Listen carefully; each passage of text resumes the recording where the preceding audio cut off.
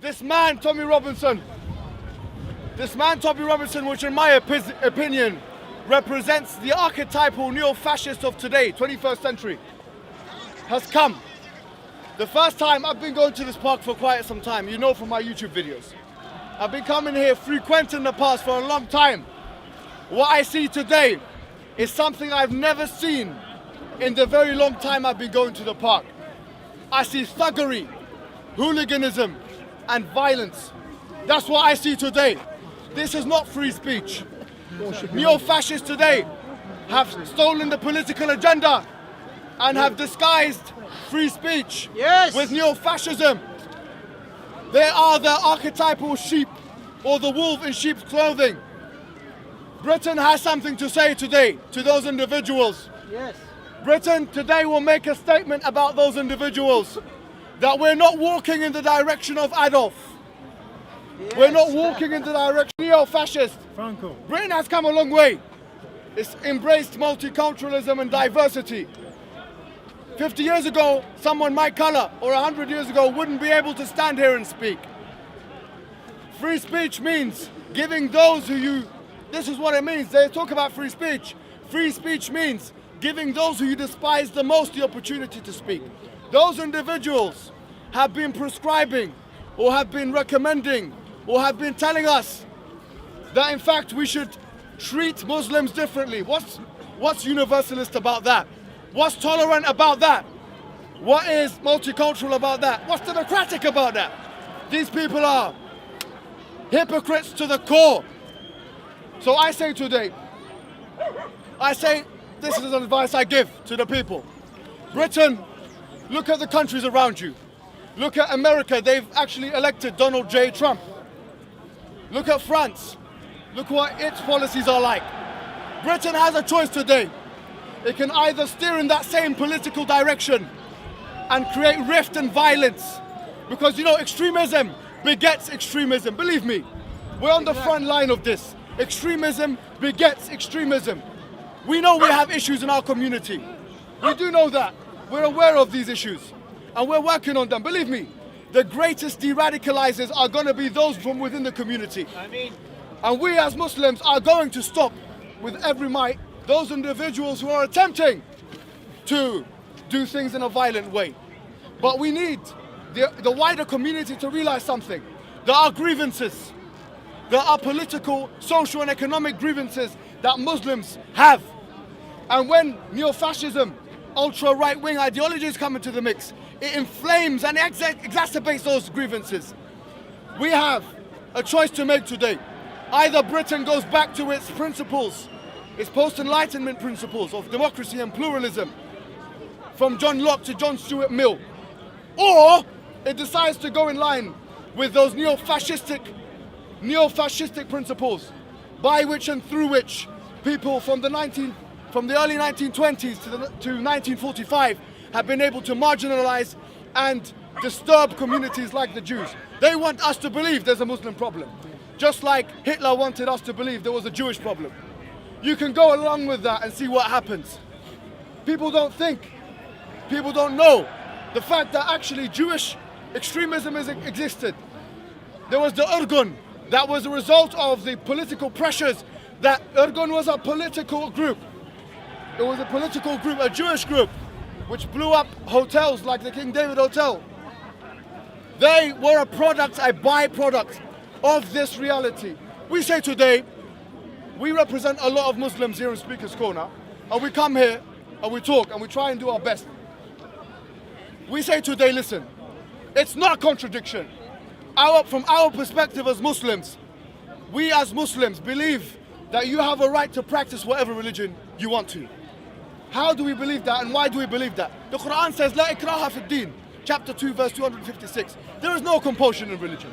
Lakum dinukum waliya din, chapter 109 of the Quran. You have your religion and I will have mine. So if it's not incompatible with the Quran and it's not incompatible with Western Enlightenment principles, then it can happen. There can be a mutual coexistence. But you know when it will not happen? And you know when it cannot happen? It cannot happen when these individuals decide to disturb the flow of harmony and coexistence. Today we say, listen, We're going to start a new movement today.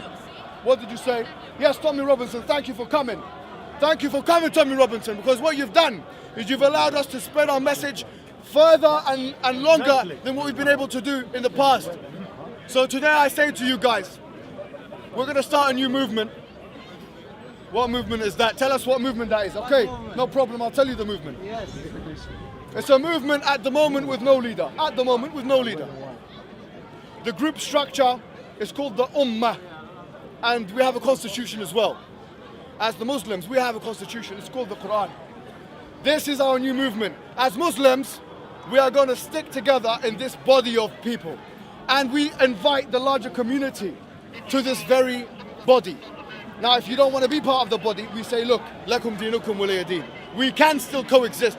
It happened in Spain, convivencia. It happened in Greece. It happened even in the Ottoman Empire. It happened with the Abbasids and the Umayyads. And it will happen and will continue to happen. Islam does not preach that if you are a Jew or a Christian, or a Hindu or an atheist, or whatever you may be, that we must be vile and intolerant, or that we must force and compel. It doesn't preach that. The Quranic verses are clear.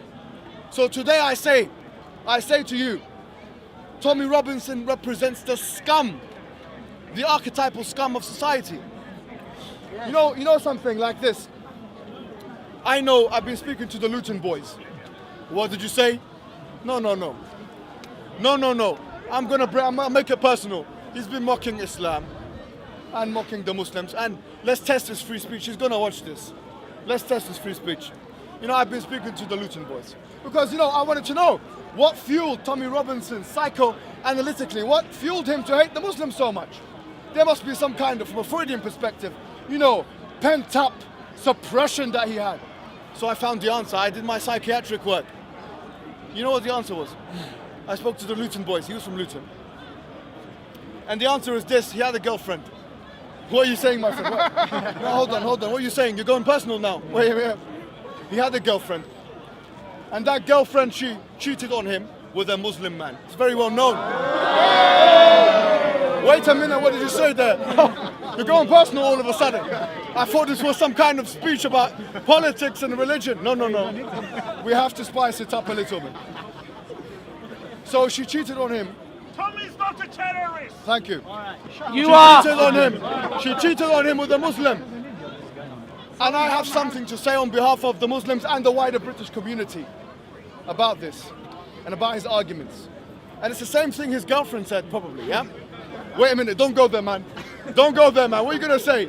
No, it's the same thing. You can decide to come and debate me if you want. He saw my challenge, he rejected it. And those who know. We say, just the same as his ex-girlfriend said, probably, we're not satisfied. We're not satisfied with your case. We're not satisfied with your argument. Now your finger that you're pointing at the Muslim community, which you'll need to fulfill your...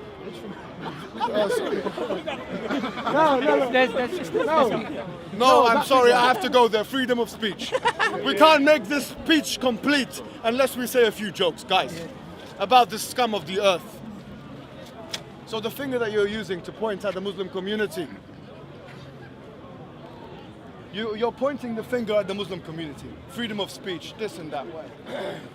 The finger which you'll need for your conjugal rights to satisfy whoever it is you're going to be with. Because everything else has failed already. From experience. I say to you, before you cast that finger of blame, realize that there are fingers, crusty fingers, that are pointing back at you. In fact, those fingers are telling you that you're a neo-Fascist, are telling you that you're a neo-Nazi, and are telling you that you are in fact against the freedom of speech. You know what's funny? The EDL, which he was a member of,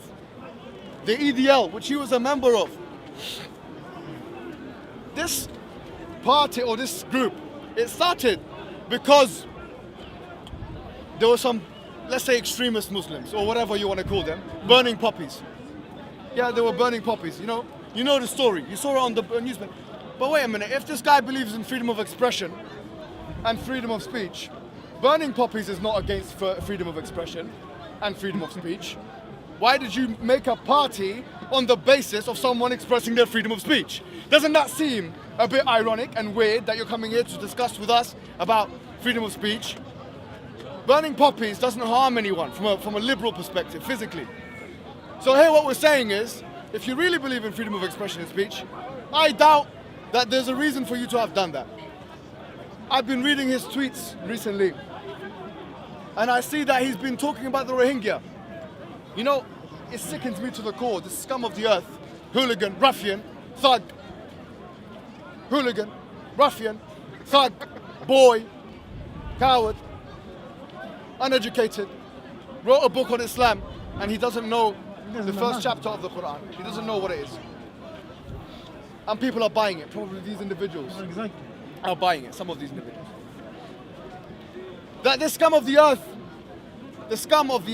SOE, has decided now to call the Rohingya, he calls the so-called persecuted of the Rohingya. The so-called persecuted are actually terrorists. Can you believe the extent to which collective guilt, this fascist ideology, has encroached every nerve of his body and every atom of his being? This man is disgusting. How dare he say that? They are the most persecuted, according to the UN. So I say to you guys today, that we will take a stand as Muslims and the wider community who are willing to engage with us on this. We will take a stand against his hate, and we will continue in the real freedom of speech, which is a freedom of speech which allows us to elucidate, illuminate and educate, and that's what we're here in Speaker's Corner every week doing. Wassalamu alaikum wa rahmatullahi. Can I just add something on, brothers? Yes. Just quickly, yeah, because the reason I want to say this is, look, I went to Britain first, I went to Tommy Robinson, Lawrence Southern. If there's one thing they fear, is that the dawah that we're doing. Wallahi, there is nothing else they fear but the dawah that we're doing. So now you have so many people out there who have misconceptions. I'm not saying let's all go there. When it dies out, carry on your dawah. Wallahi, if there's one thing that hurts Tommy Robinson and his followers the most, is carry on your dawah. That's exactly what you need to do, and those who are able to. So when it dies out, brothers and sisters, go and interact. Don't go if you see a group of people who are going to attack you, yeah? But go and interact with those people and tell them the true teachings of Islam. Because if there's one thing that hurts them more than a punch in the face, which I'm not asking you guys to do, is to educate the people. Because when you educate the people, you will have people who've been coming to the park recently saying, I used to follow Tom Robinson. We had Chris, a Millwall fan, and a week before that we had Jordan who accepted Islam. This is his biggest fear. So if you want to do some damage, educate people about Islam. Do not get violent. Yes, if they come, we'll defend ourselves. But brothers and sisters, carry on the dawah. Educate yourself. That's the one message that I want to send you guys, inshallah. That's it. Barakallah. Should go pray.